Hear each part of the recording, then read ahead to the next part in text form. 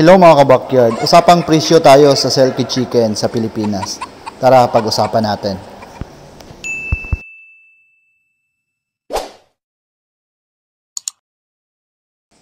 Ang presyo ng Selkie Chicken ay nakabase sa ori nito, tulad ng Chinese Selkie, American Selkie, Selkie Frizzle, at Satin Selkie, at iba pa.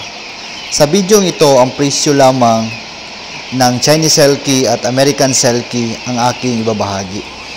Sa Mindanao, ang average ng presyo ng Chinese Selkie na may edad na 2 to 3 months old ay pumapalo mula 450 to 800 pesos bawat isa.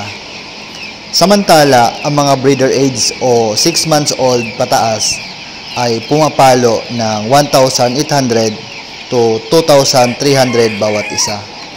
Maaari ding tumaas ng bahagya ang presyo nito kung maganda ang kulay ng mga ito.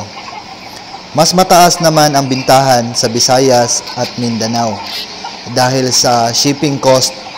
Para naman sa impormasyon kung saan makabili, i-PM lang ninyo ang page na yan, CDO Bird Lover, dahil marami po yung available at mga quality na mga Selkies.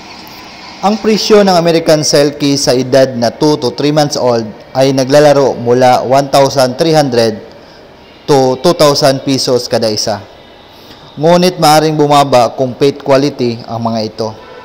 Samantala, ang breeder age na 6 months old pataas ay nakadepende sa quality nito, yung tinatawag na pet quality at show quality.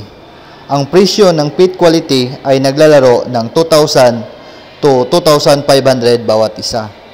Habang ang mga show quality naman ay naglalaro ang presyo mula 3,000 to 5,500 pesos kada isa. Depende kung kumpleto sa vaccination, anti-diseases nila. Maaari naman kayo makabili ng mga US Selkie sa mga Pansit Chicken group na nasa Facebook, katulad na lang sa CDO Bird Lover. So marami po yung mga good quality na mga US Selkie na pwede ninyong ma-avail pag once nagbabala kayo na bumili ng mga Selkie na gusto ninyong alagaan sa inyong mga tahanan.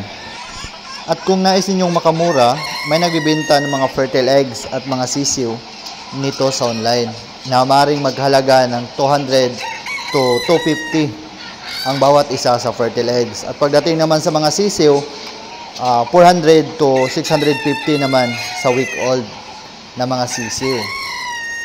Naway marami kayong natutuhan sa video natin ngayon mga kabakyard. Maraming salamat at don't forget to subscribe my YouTube channel para friends na tayo forever. At lagi kang updated sa mga ilalabas kong videos patungkol sa mga alaga ko na inalagaan. So God bless po sa ating lahat mga kabakyard. Mag-ingat po tayo palagi. Happy farming po sa ating lahat.